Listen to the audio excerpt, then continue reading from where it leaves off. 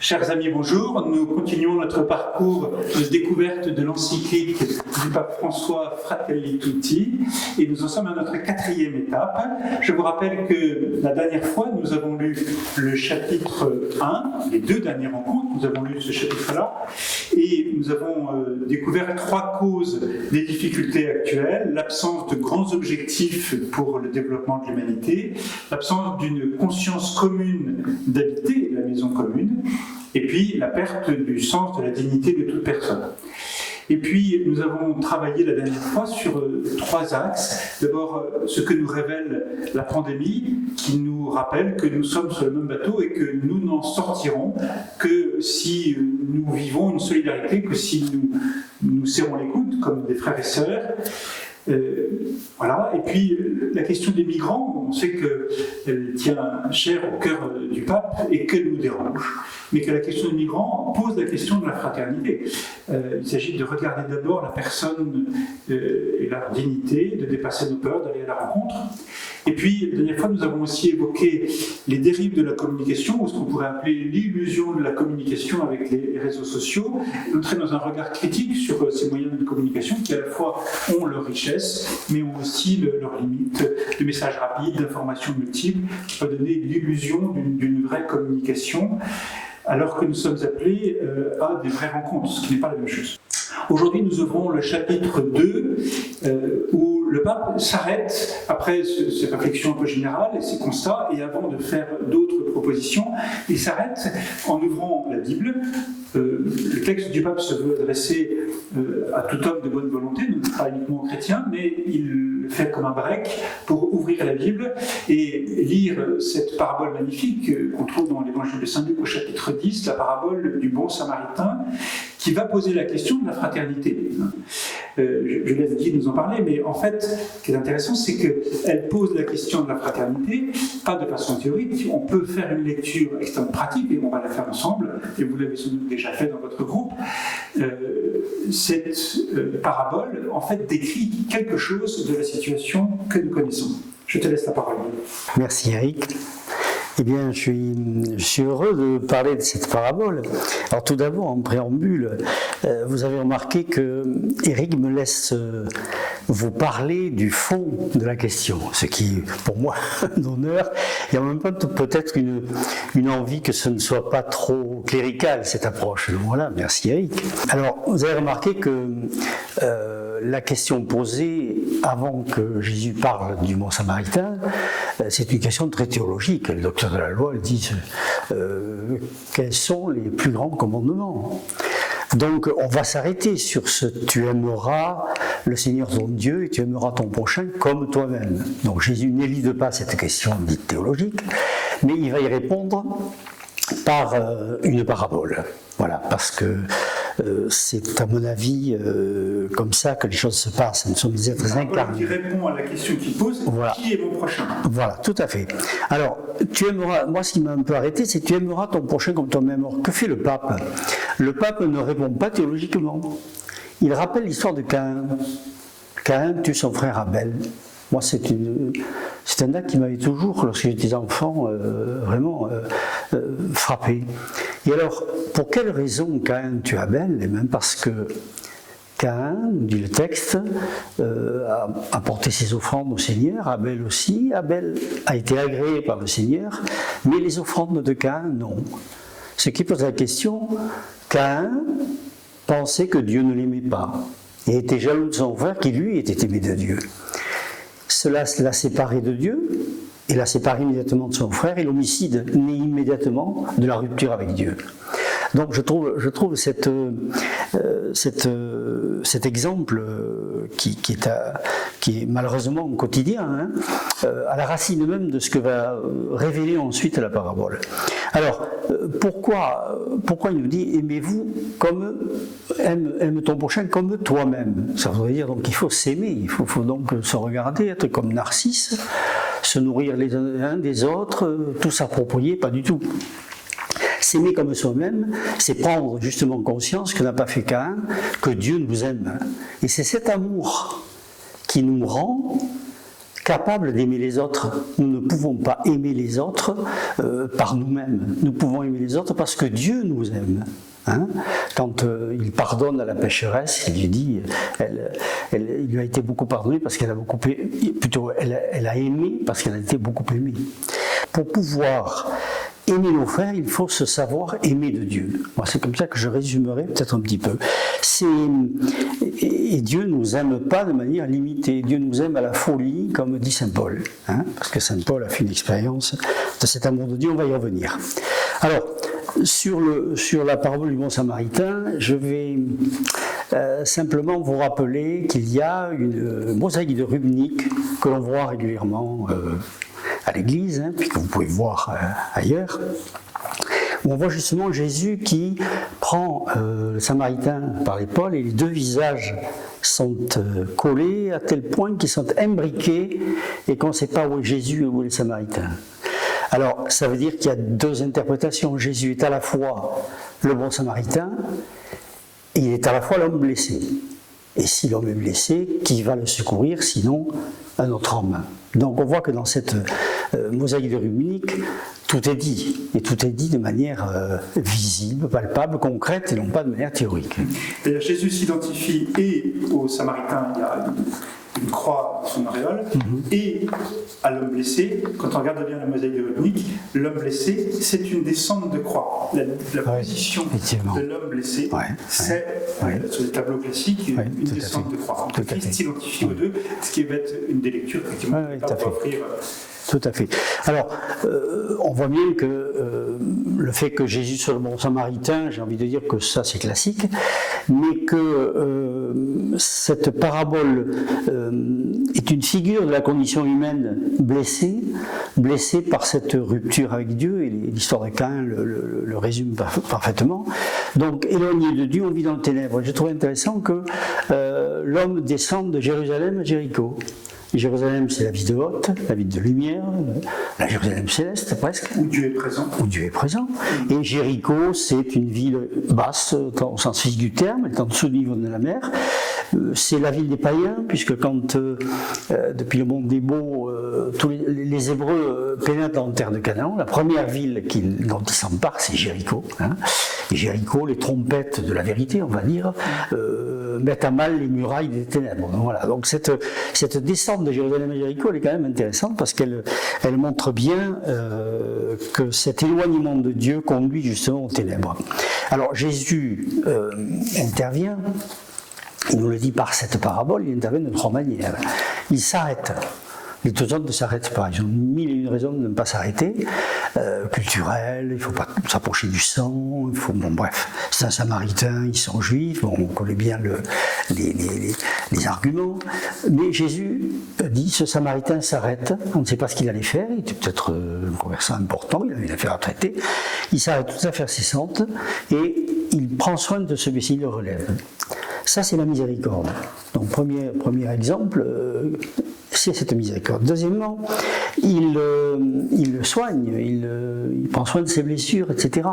Donc, pour moi, ce soin, ce sont les grâces que Dieu nous donne quand nous sommes blessés. C'est une image.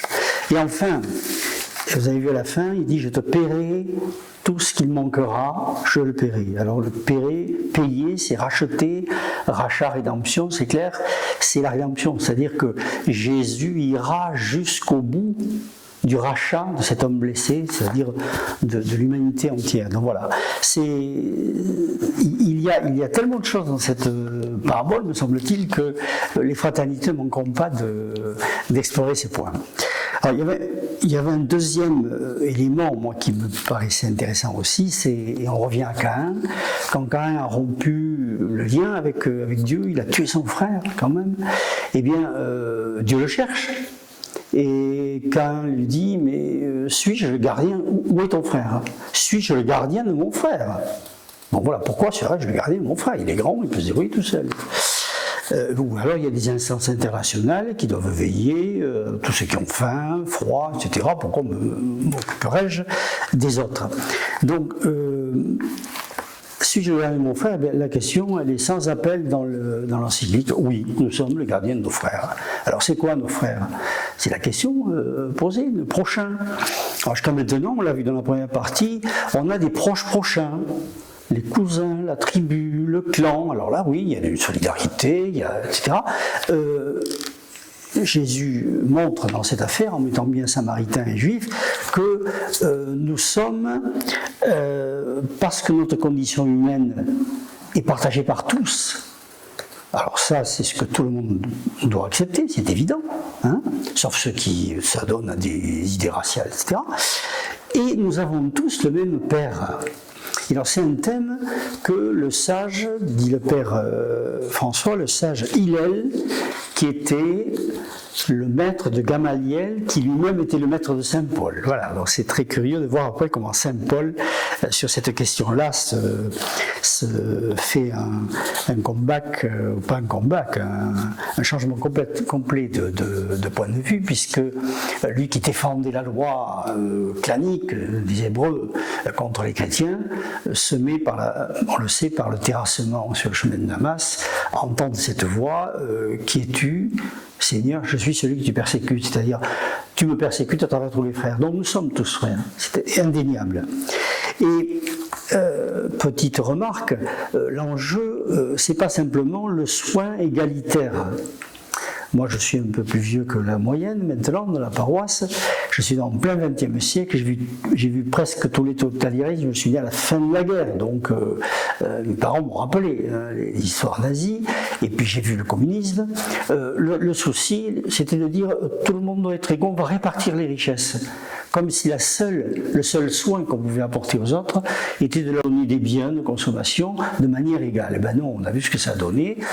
On a rempli des goulags, on a fait des millions de morts. Et ça n'est pas ça l'enjeu. L'enjeu, c'est de ne pas demeurer dans la mort, c'est donc d'être dans la lumière. Nous avons été créés, alors dit le pape dans le point 68, nous avons été créés pour la plénitude qui n'est atteinte que dans l'amour. La plénitude n'est atteinte que dans l'amour. Voilà. Et si on veut briser les chaînes des autres, disent-ils, c'est de cette manière-là. Il faut réfléchir sur un activisme qui serait purement horizontal, qui ne chercherait qu'à satisfaire des biens matériels. Et donc, en conclusion, parce que j'étais très long, il n'y a qu'une option possible, on est le bon samaritain ou rien. Et là, il nous met en garde sur toutes les ruses rhétoriques. Il parle d'euphémisme, on adoucit la réalité, on compose, on dit oui, il y a des instances pour s'occuper de ça, etc. Donc, il nous met en garde contre tout cela, parce que si tout cela marchait, on le saurait. Or, ça ne marche pas. Bon, donc il nous demande toutes affaires cessantes, nous aussi, de nous mettre à l'œuvre et de regarder autour de nous quelles sont les personnes qui sont en souffrance, qui ont besoin d'aide. Ce que je voudrais rappeler aussi, c'est que la parabole du bon samaritain, elle s'inscrit en fait dans une tradition biblique. Donc, tu as évoqué évidemment, suis-je gardien de mon frère, la question de Caïn. Mais après Caïn, il y a cette conscience que parce que le peuple d'Israël a été étranger en Égypte, oui, il doit prendre soin des étrangers. Et il doit traiter l'étranger qui vit au milieu de lui comme un frère. C'est étonnant. Il est invité à faire participer au rite de l'Alliance, y compris au rite de Pâques, l'étranger qui vit au milieu de lui.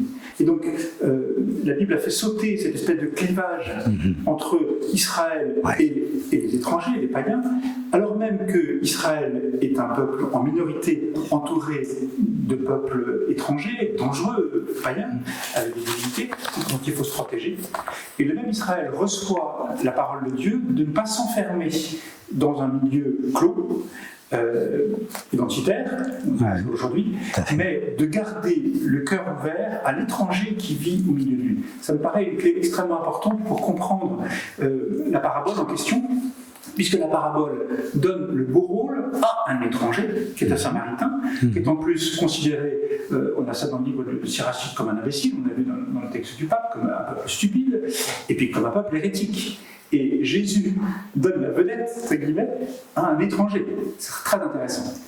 Alors, tout ça nous pose un certain nombre de questions que vous trouverez d'ailleurs sur la fiche. La question c'est, dans le fond, quand je lis la parabole, et quand je suis un peu honnête avec moi-même, à quel personnage de la parabole je m'identifie? C'est-à-dire à l'homme blessé, à ceux qui passent outre et qui ne s'arrêtent pas, ou à ceux qui s'arrêtent. Et très concrètement, ça interroge notre rapport au temps. Voilà, moi je confesse que je suis souvent un homme pressé et que je rate des rencontres parce que j'ai mes objectifs et que j'ai mon emploi du temps. Je gère mon temps, parfois en priorité à la rencontre. Et donc, dans ces derniers jours, la question se pose, est-ce que j'ai mis en priorité mon emploi du temps ou la rencontre avec l'autre qui vient comme interrompre l'organisation de mon temps? Et puis ça interroge mon rapport à la souffrance de l'autre. On voit bien que la souffrance peut faire peur, peut donner lieu à des stratégies de fuite. Hein. C'est la question du prêtre et du lévite qui passe outre pour différentes raisons. Ou alors est-ce que j'ai accepté que l'autre qui souffre est aussi quelqu'un qui m'appelle à m'approcher? Voilà. Et concrètement, dans ces derniers jours, comment je me suis situé par rapport à la souffrance de l'autre? Est-ce qu'elle m'a fait peur ou est-ce qu'elle m'a donné l'occasion d'aller à la rencontre? Et puis, ça interroge finalement notre conscience d'être des hommes et des femmes de relation. C'est-à-dire que quelle est ma vision de moi-même? Est-ce que je me considère comme une bulle et je me protège et je vis ma vie? Ou est-ce que je découvre que ma joie est dans la rencontre, et la rencontre qui va jusqu'à accepter de me laisser perturber par la souffrance de l'autre? Et très concrètement, est-ce que j'ai été perturbé ces jours-ci par la souffrance de quelqu'un? Si oui, c'est bon signe, c'est signe qu'il me reste cette part d'humanité, de sensibilité, d'ouverture de cœur. Voilà. Et donc, différentes questions qui se posent. Le pape aussi pointe la question de la violence. Cet homme, il a subi une violence. Voilà. Est-ce que cette violence qui fait peur, en fait, elle fait que je considère que le monde est mauvais, je passe mon énergie et mon temps à médire contre tous les brigands voilà, et puis qui existent, et dans la colère, dans le fond, est-ce que j'ai fui cette violence pour me protéger, ou est-ce que j'ai accepté de me laisser toucher voilà, par la situation? Le pape pose aussi la question, finalement, la question de l'indifférence, c'est-à-dire l'indifférence de celui qui continue son chemin, qui se replie sur lui-même, qui tient ses objectifs, qui se désintéresse des autres, qui les garde à distance pour ne pas se laisser perturber, toucher par ce qui est inconfortable, en fait, dans la rencontre avec celui qui souffre. Et puis, le pape, à un moment, a l'honnêteté de remarquer que les deux hommes dans la parabole qui sont passés outre, à savoir le prêtre et le lévite, sont des religieux. Et donc, il y a là comme la dénonciation de l'hypocrisie qui peut être la nôtre, c'est-à-dire que je prie, je veux faire la volonté de Dieu, et donc je vais à l'église, j'adore, je vais à la messe, etc. Donc j'adore le Christ à l'autel, mais à la sortie, le Christ nu et pauvre ne m'intéresse pas, quoi. Je peux donner une petite anecdote à ce sujet. Saint Vincent de Paul, un jour, recevait les excuses d'une religieuse, qui ne sont pas religieuses d'ailleurs, elles sont filles de la charité, qui n'avait pas pu assister à l'office. Et elle lui explique, parce que je suis allé soigner un malade. Et Vincent lui a dit, mais ma fille, vous avez quitté Dieu pour Dieu. Voilà. Donc je trouve que, d'ailleurs, la charité, c'est la compassion, mais la compassion en acte. Voilà. Et donner à Dieu une louange, c'est à la fois avoir la miséricorde, mais une miséricorde qui agit. Sinon, c'est une louange, on pourrait dire peut-être un peu trop détachée du devoir de réalité, quoi. Oui, et puis finalement détaché du Christ, in fine, quoi. Ouais. Donc là, on est interrogé là-dessus.